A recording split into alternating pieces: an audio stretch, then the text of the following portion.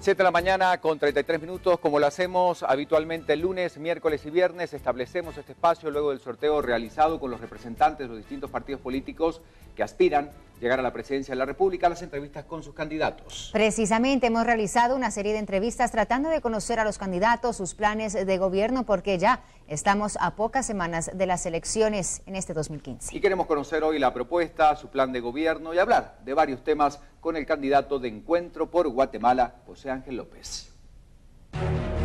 José Ángel López Camposeco, candidato a la presidencia Encuentro por Guatemala.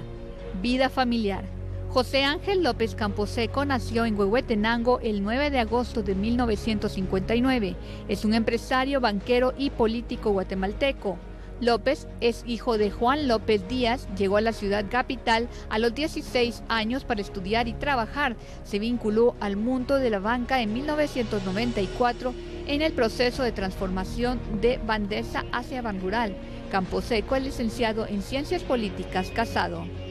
Vida política. En el 2003 ingresó a la Asociación Nacional de Café, Anacafé, donde escaló puestos para llegar a presidirla durante 3 periodos consecutivos.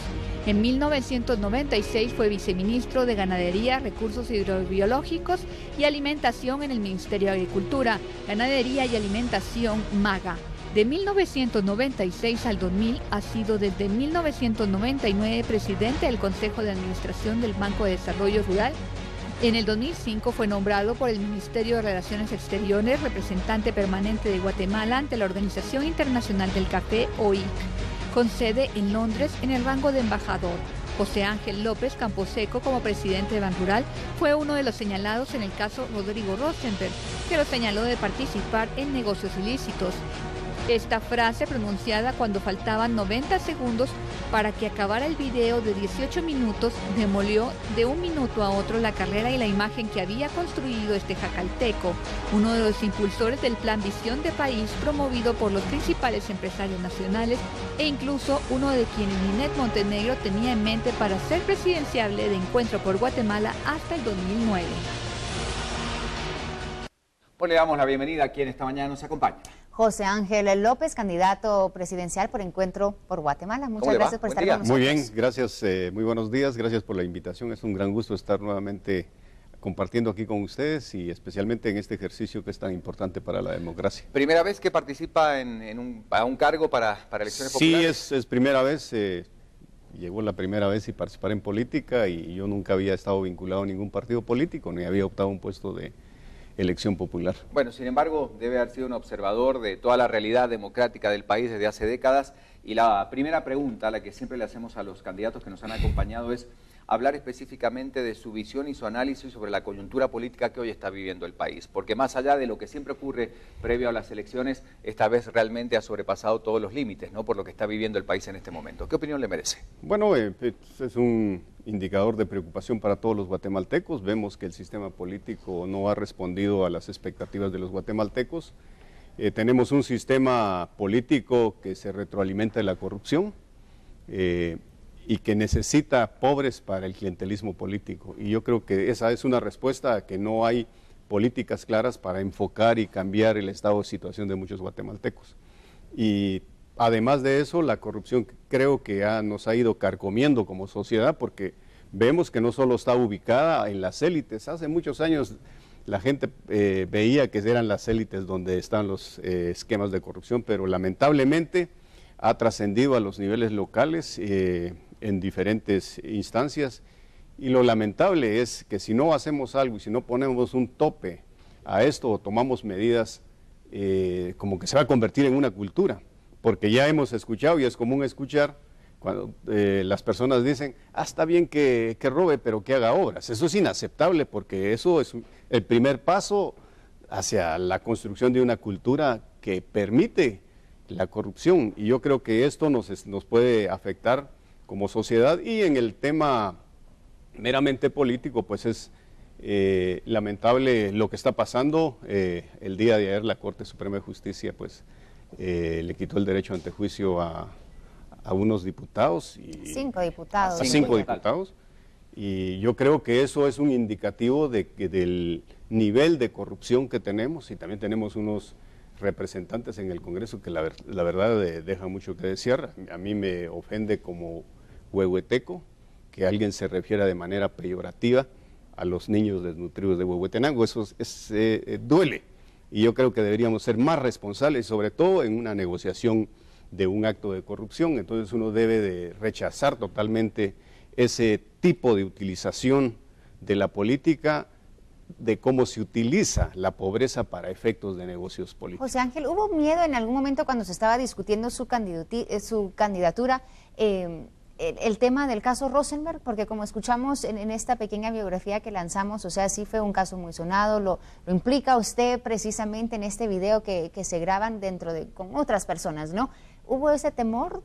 No, a mí me agradó bastante, fue una conversación que veníamos con Ninette Montenegro, me pidió que yo hiciera una especie de crítica y de comentarios y de opiniones al partido, y ahí principió nuestra relación de acercamiento meramente político-partidista, porque ya nos conocíamos y habíamos compartido en otros foros, y seguimos platicando, y eso nunca se abordó. Ninette tiene muy claro cómo se resolvió finalmente este asunto, donde me implicaron injustamente, y lo que sí es una convicción mía es que a mí esa situación me afectó, pero un día dije, a mí nadie me va a arrebatar mis sueños, mis planes de vida, y yo voy a seguir tal cual lo he planificado, y pues de esa cuenta estoy acá. Yo por fortuna en el partido he sido recibido con mucha cordialidad y con mucho apoyo, y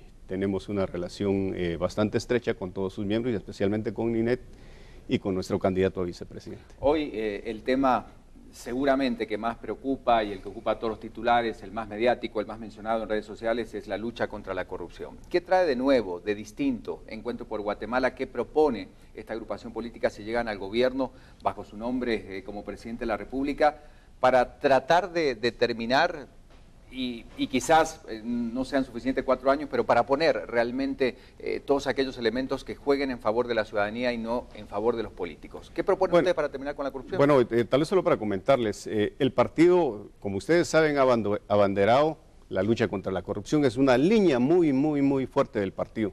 Desde el 2004, 2006 hicieron planteamientos a la ley de compras y contrataciones, pero nunca se hizo eco en el Congreso de esas iniciativas. Hoy estamos abordando eso y por fortuna lo dirige Ninette Montenegro.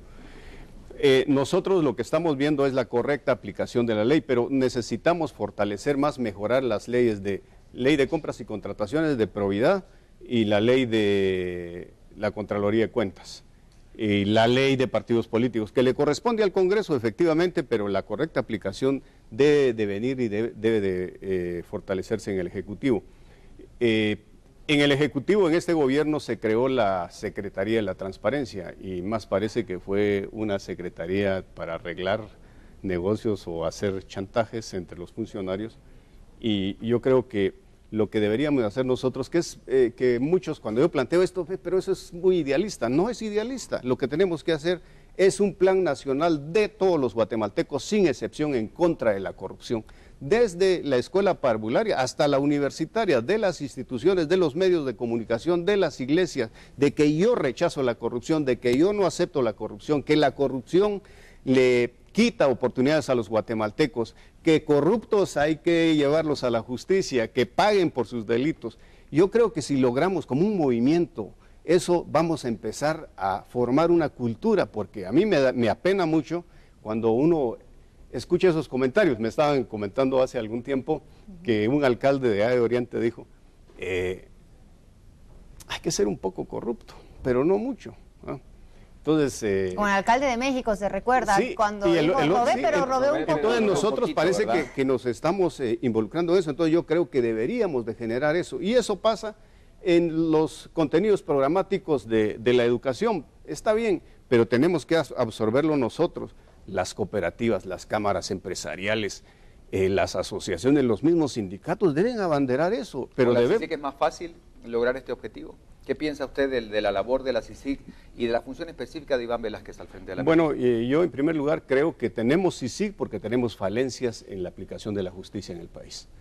El nivel de impunidad es tan alto que por eso tenemos CICIG. Entonces hay que reconocer que tenemos debilidades en eso. Y yo cuando uno tiene algunas dificultades, busca un asesor, va con un médico si está enfermo, y lo mismo le pasó a Guatemala. Entonces yo creo que sí es necesario. El rol de Iván Velázquez me parece extraordinario, es un profesional que ha sabido con mucha valentía llevar a cabo todos estos casos. Algunos dicen, ¿y por qué hasta ahora? Es decir, todos los procesos tienen sus tiempos. Y yo creo que el tema más importante es afrontar el punto central de nuestro problema, que es el sistema político, los políticos. José Ángel, para retomar el tema de la corrupción, obviamente ya nos está dando su ver en general, ¿no? Cómo visiona usted la corrupción, pero una acción específica que usted llegara a tomar en cuanto tomara la presidencia, si es que llega a ser electo, ¿cuál sería esa primera acción que se toma en contra de la corrupción? Yo lo que haría, y lo he comentado siempre, nosotros haremos una revisión de todos los negocios que se han hecho y que no están sustentados en la ética ni en la legalidad, y declararlos lesivos y perseguir y hacer las denuncias correspondientes a todos que estén involucrados, por pequeño o grande que sea un negocio, para dar esas señales de que no se permite ni robar un centavo ni robar millones de millones.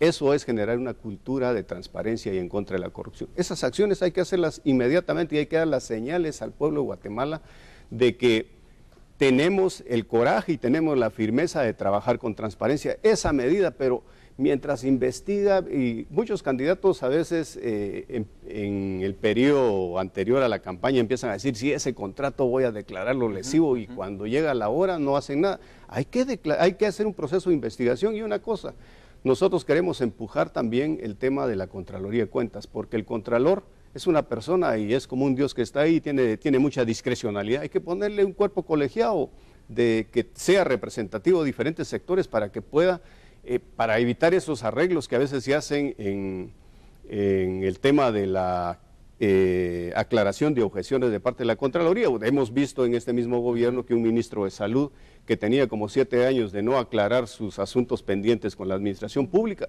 y como querían que fuera ministro se lo arreglaron en una semana, pero no lo pudo arreglar en 7 años. Entonces, discúlpenme, el sistema sí tiene muchas falencias y se presta a un montón de... Hablando de salud, hablando de educación, bueno, son tantos los temas que urgen realmente ser atendidos en Guatemala, que me gustaría, son pocos los minutos, pero que nos pudiera precisar acciones concretas en estas materias. Hablando de salud, hablando de educación, hablando de programas sociales en general, ¿qué harían ustedes? Bueno, en primer lugar, en educación tenemos que reconocer que nuestra inversión en educación es muy baja a nivel de Latinoamérica. El objetivo para que Guatemala se ubique en el mundo en un nivel de inversión sobre la educación deberíamos llegar a 9, apenas estamos un poquito arriba del 3%. Entonces, eso lo único que refleja es el estado de situación que tenemos nosotros en Guatemala, el tema de la exclusión, los niveles de pobreza, el analfabetismo, una educación bastante con demasiadas falencias. Yo creo que tenemos que, primero, si queremos apostar a un futuro mejor de Guatemala, tenemos que invertir en educación y en más educación, y tenemos que llegar a ese objetivo del 9% sobre el PIB. Y eso correspondería en temas de educación. Tampoco se trata solo de poner dinero sin tener contenido. Y hay que hacer una renovación del sistema de educación, una mejora continua de todos los maestros. El maestro que no quiera involucrarse en una mejora continua, pues que decida hacer otra cosa. Pero hay que darle la oportunidad que mejore, y también hay que pagar mejor a los maestros. Hay maestros que están hasta en la montaña, que dejan a sus familias, porque no podemos generalizar de que hay unos que no cumplen con sus obligaciones. Hay maestros, yo conozco, que se han esforzado, han hecho de su vida la enseñanza, entonces hay que invertir en ellos. Y el otro tema que creo que es muy importante, enfocar la educación en competencias básicas para la vida. ¿Qué es la educación? Son competencias básicas para la vida. Uno, más y mejor conocimiento, desarrollo de destrezas, habilidades y sentido crítico, y valores cívicos, que nosotros carecemos mucho de eso. Entonces, en el tema de salud, nosotros ahora en el interior del país, voy a ir al centro de salud o al puesto de salud, es una edificación que no tiene nada dentro. No tiene ni, como mínimo, ni esperemos que tengan médicos ni paramédicos, y por otro lado no hay medicinas. Entonces yo creo que lo que tendríamos que hacer es un sistema también de participación comunitaria, tanto en educación como en salud. En la medida que le empoderemos más a la gente, la forma de plantear y de involucrarse y de mejorar los servicios va a dar más resultados. Cuando le cuesta a uno, cuando hay preocupación de la ciudadanía, especialmente de las comunidades, eso va a tener un mejor sentido y una mejor funcionalidad. Entonces imagínense ustedes, si aquí en los hospitales de los centros urbanos o de Guatemala específico no tienen medicina, solo pregúntense qué pasa con los centros de salud. José, en cuanto a seguridad, que cuando hablamos de seguridad es uno de los mayores problemas que ven los guatemaltecos, lo enfrentan todos los días al salir a las calles, pues son esos los problemas que ellos perciben, ¿verdad? Las extorsiones, por ejemplo, y muchos, bueno, quieren saber qué se hace al respecto. Bueno, yo les diría, ese es un problema bastante grave y nosotros por la metodología de nuestra campaña que hacemos caminatas, visitamos mercados, zonas marginales, etcétera, y uno le pregunta a la gente, me dio tanta pena el otro día en Villalobos, que le preguntamos a la gente cuáles son los problemas que le aquejan realmente. Y el tema fue, mire, las extorsiones nos van a terminar usted, me dice el señor. Y el otro tema es un problema de nación. El otro tema me dicen corrupción, la corrupción también nos afecta. Y uno ve ahí, en estas colonias marginales, cada casita es un emprendimiento, pero están a la deriva de poder salir adelante, están trabajando para pagar la extorsión. Entonces yo creo que lo que deberíamos hacer ahí es un cambio profundo también en la Policía Nacional. Y otra vez volvemos sobre dos líneas, una preventiva y otra, por decir así, curativa, meramente de seguridad. La Policía Nacional, en este año el objetivo fue llevarlo a este gobierno llevarlo a 35,000 agentes, se llegaron a 32,000, se bajó el periodo de formación de un policía a 6 meses, que era de 1 año. El mínimo necesario para formar un policía debería ser de 2 años. ¿Qué proponen ustedes entonces para la fuerza de seguridad? Nosotros volver al año, depurar la Policía Nacional, porque los nuevos agentes cuando van se contaminan. Si usted, a través de los medios nos informamos de que a los 3-6 meses después de haber salido de la academia ya están siendo capturados porque se van a contaminar con los otros. Entonces lo que queremos nosotros es, capacitación de 1 año y posteriormente regionalizar el país. Donde salen los nuevos hay que dejar solo nuevos para que no se contaminen con los otros. La depuración y la forma, y también tenemos que hablar en este tema, se ha discutido mucho de la participación también de la sociedad en este tema, no como comités de seguridad, sino que tratar de identificar el potencial de los policías y ubicarlos de acuerdo a sus comunidades, porque ¿de qué hace un policía que no sabe hablar un idioma maya? Y para resolver los problemas, a veces se pueden resolver a través de diálogo, pero si no va a tener la capacidad de dialogar con las personas, lejos de convertirse en una mitigación, se va a convertir en un problema adicional. Y por el otro lado, el reclutamiento para la Academia de la Policía Nacional se debe sacar del Ministerio de Gobernación. En los informes a los que nosotros tuvimos acceso, se indica que otra vez a través de compadrazgos, cartas de recomendación se mandan a las personas que son aceptadas en la Policía Nacional sin ningún criterio técnico ni científico, y deberíamos separar eso de la policía, del Ministerio de Gobernación, para que pueda avanzar este tema. Y lo penoso en este caso es que pretendimos enfrentar la seguridad con el número de agentes, pero sacrificamos la calidad, y lo que nosotros necesitamos es mejorar la calidad del policía. José Ángel, yo quisiera saber, porque ya tenemos pocos minutos para esta ronda, pero me interesa mucho saber cómo minimizamos los conflictos, esos elementos de conflictividad en nuestro país, que sabemos son muchos, entre ellos, bueno, el tema agrario, ¿no? El tema ambiental, el tema de las minerías, los recursos ambientales, precisamente. ¿Qué hay con esto? Para comentarles, en el año 96, a raíz de la firma de los acuerdos de paz, yo participé en la creación de la Dependencia Presidencial de Solución sobre Conflictos de la Tierra. Y la verdad que es posible resolver conflictos a través del diálogo, si hay institucionalidad y si hay interés de resolverlos. Yo les voy a poner un ejemplo, el caso de San Jorge de la Laguna con la finca El Jaibal, que tenía como 200 años de conflictos. Logramos resolverlo. Claro que nos llevó 2 años de diálogo, pero logramos resolverlo. El mismo conflicto, que tampoco se va a concluir porque es de comunidades de Nahualá, Santa Catarina, yo participé en la resolución de ese conflicto, que igual tiene como 200 años de origen. Claro que el problema, siempre van a existir esos problemas entre las comunidades, pero ya no del nivel en que estaban anteriormente. En la costa sur, en esa época, estaban al orden del día los problemas de invasiones y desalojos, y logramos un acuerdo para, miren, ni una invasión más, y resolvamos donde ya están las medidas para desalojo. ¿Y qué ha pasado al momento? ¿Por qué no se ha resuelto? Y ahora, si ustedes ven, en la costa sur ya no están esos conflictos y se han trasladado a minería, se han trasladado a los temas de las hidroeléctricas y en Alta Verapaz específico están los problemas de carácter agrario. Yo creo que hay que apostar por el diálogo, pero sobre todo cualquier conflicto debe involucrar la participación de las comunidades. Si nosotros ignoramos a las comunidades no vamos a avanzar. Bueno, por último, háblenos de su relación con Pedro Miguel Lamport, más conocido como Peter Lamport, que es su candidato a la vicepresidencia. ¿Cómo van a llegar, en el caso de ser presidente y vicepresidente, justamente a generar ese diálogo que no hemos visto justamente en las últimas administraciones? Bueno, la verdad ha sido una preocupación de Peter este tema, el tema de la conflictividad lo ha abordado constantemente en los foros donde hemos ido a conversar. Y el tema, aquí yo le tengo un gran aprecio y respeto a Peter, justo nos conocimos cuando fue el Serranazo.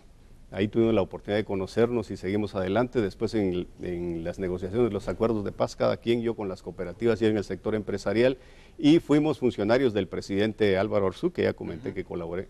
Y así colaboramos también en los temas fiscales y hoy sin proponernos volvimos a encontrar en el tema político y coincidimos felizmente y se nos ocurrió participar y nos hablaron que si podía uno ser presidente o vicepresidente, y yo personalmente, por el aprecio y el respeto que le tengo a Peter, una conversación que tuvimos los dos, Peter, mira, ¿y por qué no sos mejor el candidato a presidente? Le dije.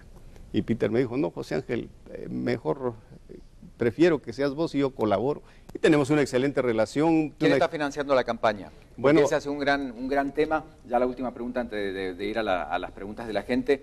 ¿Y se sienten en desventaja ante partidos políticos que hemos visto ya en listados publicados, en el informe de la CICIG, que realmente han invertido y siguen invirtiendo cantidades millonarias? Porque en las encuestas aún uno ve que no levanta. Sí, bueno, la verdad es que la inversión que hemos hecho nosotros es muy modesta y los aportes han sido de miembros del partido. Yo mismo he puesto aportes, los ha puesto Enrique de León, que es candidato a diputado, y Peter y otros miembros de manera muy modesta. Cada quien ha ido aportando. Ninet también ha colaborado con nosotros, ¿quién más? Luis Pedro Álvarez, Carlos Enríquez, de manera muy modesta. Y si ustedes ven, tenemos una pauta justo en Guatevisión a las 6 de la tarde porque es más cómodo. Y tenemos que tratar de ver cómo le sacamos el mejor provecho a nuestros recursos. Y la verdad es que es indignante ver que otros partidos se gasten grandes cantidades. Yo quisiera apostar, y es una cuestión de idealismo político, yo quisiera que avancemos como sociedad y algún día se gane una presidencia o una campaña política y que el dinero no sea determinante, sino que sea la propuesta. Pero eso todavía tenemos que avanzar mucho como sociedad porque hay mucho clientelismo político, mucho manipuleo pero yo apuesto de que algún día en Guatemala se gane una elección y que el elemento determinante sea la propuesta y no el dinero producto de la corrupción. Vamos a la pregunta de la gente. Claro, tiene para el candidato que nos está acompañando en Encuentro por Guatemala. Esto dicen los guatemaltecos, esto cuestiona justamente. ¿Qué es lo que ha hecho por Guatemala y cómo piensa cambiar Guatemala? Es lo principal, en mi opinión. Tenemos un minuto para responder. ¿Qué ha hecho usted desde otros ámbitos como guatemalteco por el país? Bueno, yo he trabajado en las cooperativas con pequeños productores de café. Trabajé también en el banco para la creación de créditos a los pequeños y medianos productores, también en la democratización del capital. Personas que nunca habían pensado tener una acción de un banco lograron tenerle, un campesino que ni entendía que es un título de acción. Y de igual manera trabajé para la caficultura, tratando de modernizar los procesos y posicionando el café de Guatemala a nivel internacional. Colaboré en los temas de resolución de conflicto, yo no era funcionario cuando principié a colaborar en eso. De igual manera he colaborado con Visión País, Visión Guatemala. Siempre he tenido como una inquietud de mi vida tratar de ponerme al servicio de mi país porque me ha dado mucho. Yo vengo de una familia de campesinos y Guatemala, creo, y muchos guatemaltecos me han ayudado y la verdad es que yo estoy muy agradecido y salí adelante y yo creo que hay más guatemaltecos que necesitan darles una mano. Yo ya resolví mi problema, que miren los otros qué van a hacer. No, de eso no se trata el país se trata de que ya el país me dio y yo le tengo que dar a los demás. Perfecto, vamos a escuchar entonces la siguiente pregunta. ¿Cuál es su plan para disminuir la violencia que se está generando en el país día con día? Como hay un minuto, ¿alguna otra acción concreta para disminuir la inseguridad? Bueno, yo sí no comparto el tema de involucrar al ejército en las fuerzas de seguridad.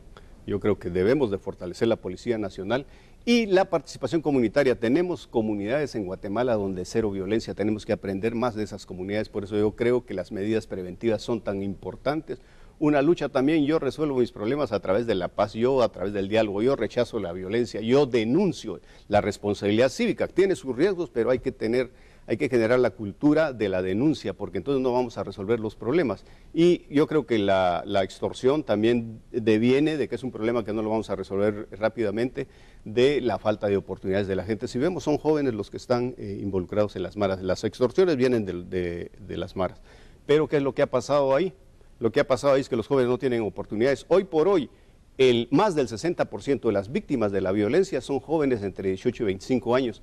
Y los victimarios, de igual manera, son jóvenes entre 18 y 25 años. Perfecto, escuchamos entonces una más. La última.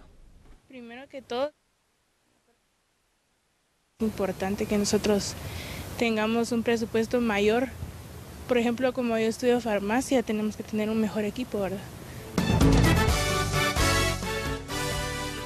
Primera parte, pero me imagino que iba orientada a cómo entonces venir y aumentar los presupuestos para quizá la Universidad de San Carlos, aumentar esa educación universitaria también en el país. Bueno, en temas de educación, separemos la parte meramente formal, ahí estamos en la universitaria, el Estado le asigna constitucionalmente el 5% a la universidad, y yo creo que también la universidad debe hacer alianzas con diferentes expresiones de la sociedad, con el sector empresarial, con las cooperativas, con las asociaciones de productores, para desarrollar el emprendimiento y que la universidad efectivamente responda en su oferta de carreras a las potencialidades que hay en las comunidades. Y yo creo que de esa manera podemos generar también el emprendimiento en el área rural y en el área urbana. Y también ese es un llamado con mucho respeto a la universidad de que los recursos que se le asignan debe de focalizarlos en esas potencialidades, uno en la calidad del gasto, priorizar cuáles son los retos más importantes del país y también manejarlos con transparencia. Y yo creo que en ese sentido, y el Estado, si puede todavía colaborar aparte de ese 5%, creo que es muy importante para el futuro del país, pero desde mi punto de vista tenemos que forjar primero lo de la educación primaria. Bien, vamos a ir inmediatamente con redes sociales. Alejandro, alguna de las preguntas que la gente subió a nuestra página de Facebook. Claro, vamos Alejandro, por favor. Gracias compañeros, al candidato, muy buenos días, bienvenido. Vamos a postear la primera pregunta publicada y la hace Neti VS, dice, ¿cómo piensa abordar el tema de la discapacidad en Guatemala? Bueno, nosotros somos un país que invierte muy poco en atender a las personas discapacitadas y que creo que como en primera instancia deberíamos de generar la movilidad de los discapacitados con mayor pertinencia, porque no la tenemos.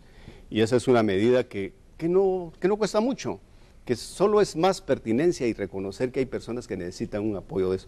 Pero por otro lado, el único centro que tenemos, que es el ICS para rehabilitación y todo eso, solo los que tienen servicios en seguridad social en el ICS, y no tenemos de parte del Estado instancias más especializadas que se dediquen a eso. Yo creo que deberíamos. Y el otro tema es sobre la oportunidad de los discapacitados de poder desarrollar una profesión en función de las limitaciones que tienen, pero también tienen potencialidades y tenemos muy poco en ese sentido. No tenemos, si apenas le damos oportunidades a los jóvenes, ahora ya no digamos a los discapacitados, pero yo creo que deberíamos enfocarnos básicamente en eso, invertir en ellos y que no se vean como una carga en la sociedad, sino que se vean como... Antes de la siguiente pregunta, aprovechando, ¿qué va a hacer con el ICS? Porque es un tema complejo, ¿verdad? Y se está exigiendo una auditoría que se pueda presentar a todos los niveles, por supuesto, para entrar de lleno a controlar esta institución tan importante. Yo creo que, en primera instancia, hacer que el ICS cambie su sistema de compras de medicinas y servicios. Eso es una condición sine qua non. Si no se entra a ese tema, los otros, ¿dónde está realmente el botín? Está en esa parte de la compra de medicinas y servicios. Y por otro lado, meterle y trabajar por una auditoría completa al ICS para mejorar los servicios, y como resultado vamos a descubrir dónde están esos grandes focos de corrupción que hay que corregir, porque hoy por hoy nosotros tenemos en los activos financieros del ICS, tenemos menos que El Salvador y somos más habitantes. Así es. Alejandro. Adelante, por favor. Siguiente pregunta, la hace Brenda Abner. Dice, mi pregunta es, ¿qué garantía él puede dar de que todo lo prometido no se quede en tan solo promesas? Bueno, yo pongo a disposición de los guatemaltecos, mi recorrido profesional. Yo donde he estado, no he estado a medias, he estado completamente y he cumplido con lo que he dicho y he trabajado, hasta a veces sin metas, solo con aspiraciones, y yo he trabajado en función de eso, me he esmerado. Yo donde he estado normalmente no ha habido nada, tampoco yo puedo decir que yo soy el genio, no.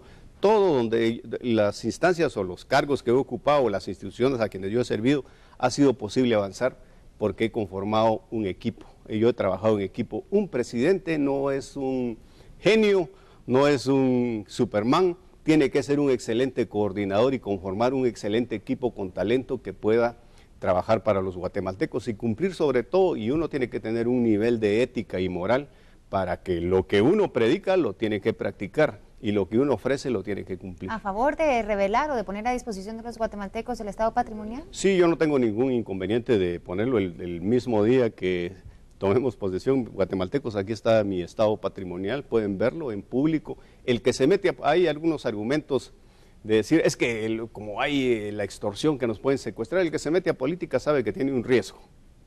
Y ese riesgo es, por presentar su estado patrimonial, tiene que someterse a eso. Yo estoy consciente de eso. Si me metí a política, tengo no solo con las oportunidades que algunos por estar ocupando un puesto de la política, no, también tiene, esos retos tienen riesgos y entonces hay que tomarlos. Si no, mejor no meterse.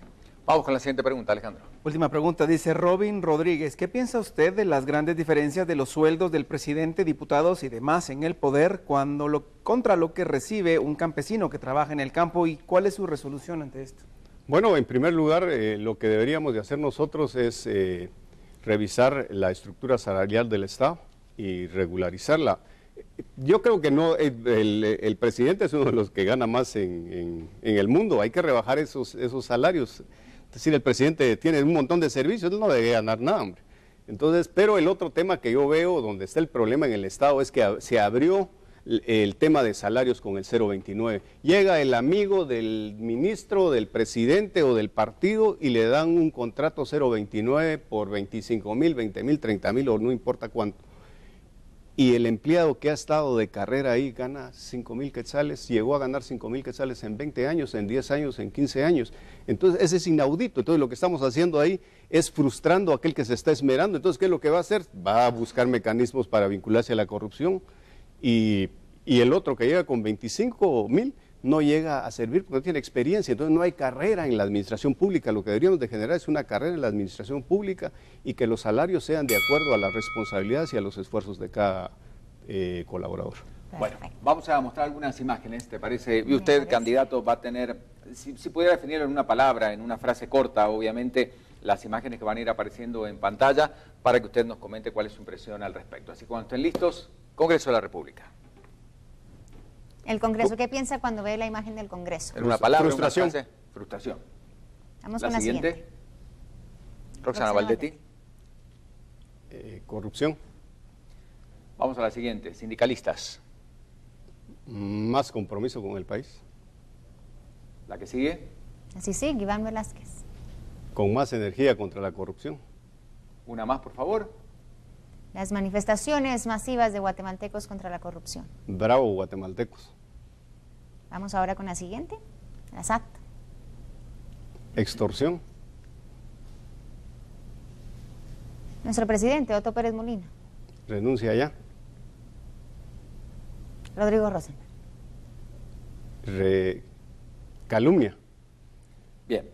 Hablando del tema del presidente, ¿usted está a favor de que el presidente renuncie, cree, como ciudadano y como candidato también, ¿no? Que esta es una postura sí, que está moviendo hoy las manifestaciones? Es difícil de separarlo. Sí. No, yo creo que el presidente tiene una responsabilidad política y él debería de atender la demanda de los guatemaltecos. Así es la política, así es la política. Pues, no sé qué tanto sea útil para cambiar, acelerar los procesos en Guatemala, pero creo que puede convertirse en un ejemplo de que, bueno, fallé, me voy, y eso debería ser, eso es, si yo fuera, yo lo haría, porque creo que uno debe asumir su responsabilidad. No, aquí no estamos que presunción de inocencia, yo no estoy entrando en ese tema, yo creo que uno debe de darle la oportunidad de presunción de inocencia, pero hay elementos en términos políticos que tienen un nivel de desaciertos que lo que corresponde es con mucha madurez. Miren, guatemaltecos, les fallé, decido retirarme y arreglemos por el país, arreglemos mejor las cosas, y de manera muy serena. Yo no creo que sea un gran escándalo, al contrario, deberíamos de empezar como a generar esa cultura en los guatemaltecos, que cuando fallamos, uno se va. Yo en algunas oportunidades yo he dicho, miren, mucha falla, si quieren me voy. Está bien. Anitza, adelante, por favor. Buenos días, candidato. Buenos días. Esas son una serie de preguntas rápidas, también tiene un minuto para contestar todas. O sea, es la primera palabra que se le viene a la mente o muy breve una explicación. Ya algunas han sido también contestadas a lo largo de esta entrevista. Una mejora social y económica, ¿a través de qué se alcanza? A través de darle oportunidad a la gente. ¿Cuál ha sido el peor error del actual gobierno? La corrupción. Su mayor logro y su mayor fracaso como persona. Mi mayor logro, haber principiado a trabajar a los 16 años. Y mi mayor fracaso tal vez debió haber sido no meterme a política con más años de antelación. ¿Por qué realmente quiere ser entonces presidente de Guatemala? Porque quiero devolver a Guatemala parte de lo que me ha dado. ¿Las bolsas seguras, está de acuerdo? No, no estoy de acuerdo. ¿El libro que está leyendo en esos momentos o que haya leído recientemente? Ahorita ya no me da tiempo de leer un libro, pero le puedo decir que estaba leyendo El filósofo, El político y El guerrero. ¿Cuál ha sido el mejor presidente de Guatemala? ¿Y por qué? Yo creo que si uno revisa en la historia reciente, pues es casi difícil decir quién ha sido el mejor, pero tal vez Juan José Arévalo es uno de los presidentes que a mi parecer sobresale. Al momento de asumir la presidencia, ¿cuál es la primera acción que usted piensa realizar? El tema de pedirle a todos los colaboradores que ataquemos la corrupción. Y ya de alguna manera la contestó, pero ¿se bajaría usted el sueldo y el de los demás funcionarios? Yo diría que primero yo tengo que dar el ejemplo, bajarme el salario. Eso no tengo ningún inconveniente. Si lo hiciera. Sí, lo haría. Muchas gracias. Muchas gracias, Anitza. Bueno, ya vamos concluyendo con el tiempo. Hablando de asumir responsabilidades, usted como candidato, como parte de una agrupación política que va a participar en las elecciones, ¿qué espera el Tribunal Supremo Electoral en relación? Hoy veíamos justamente el reclamo de muchos sectores para que el tribunal accione contra justamente denuncias que han sido presentadas sobre algunos de los candidatos ya inscritos que aspiran a un cargo importante dentro del país. ¿Qué espera usted del tribunal como máximo órgano de las elecciones? Yo lo que aspiro del tribunal es que aplique correctamente la ley, y si alguien no cumple con la idoneidad, ahí está en la ¿Cree que lo está haciendo el tribunal correctamente? Bueno, yo creo que ya principió al menos con 1 o 2 candidatos, y creo que el tribunal debería de hacer una revisión profunda sobre eso. Está pegado a la ley. Claro que muchos dicen tiene una interpretación muy subjetiva. No, hay elementos con los cuales hay que vincular y calificar la idoneidad.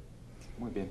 Yo tengo una pregunta, porque es mi percepción, José Ángel, que muchas personas, especialmente de clase media, urbana, tienen, bueno, una buena impresión de Encuentro por Guatemala, quisieran votar por ustedes, pero ven que en las encuestas no levantan. Entonces, paran muchas veces en eso que paramos en otras ocasiones de elecciones los guatemaltecos votando en contra de un candidato en vez de favoreciendo a alguno. En este caso, bueno, ustedes.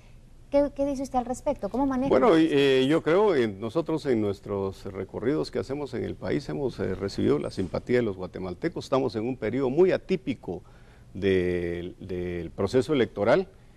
Si vemos nosotros en las últimas encuestas a las cuales nosotros tuvimos acceso de manera informal, se indica que el 70% de los guatemaltecos no ha decidido por quién votar. Entonces, lo que indica eso es que el guatemalteco está frustrado de la política. Y entonces yo creo que ahí hay grandes oportunidades. Nuestro planteamiento es serio, nuestro partido es serio, tenemos un candidato vicepresidencial con un recorrido profesional tanto en lo privado como en su servicio al sector empresarial. Una diputada muy bien evaluada. Y un diputado, varias en el Congreso, Ninet, con un... ¿Qué es lo que muchos se preguntan también? ¿Por qué no hay más apostando por este partido en cuanto a, digamos, financiamiento? Bueno, lo que sucede es... que yo creo que lo que usted dijo originalmente, que la gente apuesta con los más conocidos, yo le voy a decir, así se los comento, yo no he ido a pedirle dinero a nadie, con excepción de un amigo. Le dije, pues, ayúdame. Y me dijo que sí, estamos esperando. y otra persona que me hizo una donación. Son 3 personas que me han dado una donación de ¿Y manera... le pidió algo a cambio su amigo? Si No, ganás, no, quiero ser no, embajador, quiero ser ministro. Absolutamente, nada, si me lo pidiera. Eso es como el común modo, ¿verdad? Sí. Claro. Si te doy, No, si me lo hubiera después pedido, yo hay que prefiero, acordar de mí cuando ganes, prefiero ¿no? seguir con mis caminatas en los mercados y en los barrios y no necesito tu dinero. Pero les voy a decir de 3 casos, amigos Sí. voluntariamente me llamaron. Yo estaba en Chichicastenango y tengo un amigo ahí, don José Saquic. Mire, licenciado, yo creo en su proyecto, nos conocemos de hace mucho tiempo y le quiero ayudar. Me dijo, me llevó a escondidas y lo digo con mucho orgullo y con mucho sentimiento. Me dio un billete de 50. Este es lo único que yo le puedo dar. Y de verdad casi que me sacó las lágrimas porque él seguramente se quitó algo de comida en su casa. Y los otros han sido muy modestos y yo se los agradezco. Por modestos que sean, son significantes porque lo alimentan a uno a seguir adelante. Y yo sigo apostando que espero que Guatemala en el futuro se gane en las elecciones y que el dinero no sea determinante, sino que el análisis, la reflexión profunda de los guatemaltecos en relación a las propuestas de los diferentes partidos. Candidato, muchas gracias por acompañarnos esta a usted, mañana. Ricardo, Ha sido muy muy amable, agradecido. muy gentil por estar con nosotros esta mañana. José Ángel López, candidato a la presidencia del Partido Encuentro por Guatemala. Y vamos a seguir la próxima semana con estas entrevistas. Exacto. El próximo lunes, otro candidato, de acuerdo al sorteo, nos va a acompañar. Precisamente lo ponemos en pantalla para que usted también sepa quién nos va a acompañar en los estudios. Sí, será Mario Estrada, candidato a la presidencia por el partido UCN. Él está en nuestros estudios este próximo lunes. Volvemos, hacemos una pausa y mucho más en BLM Revista, que ya arranca.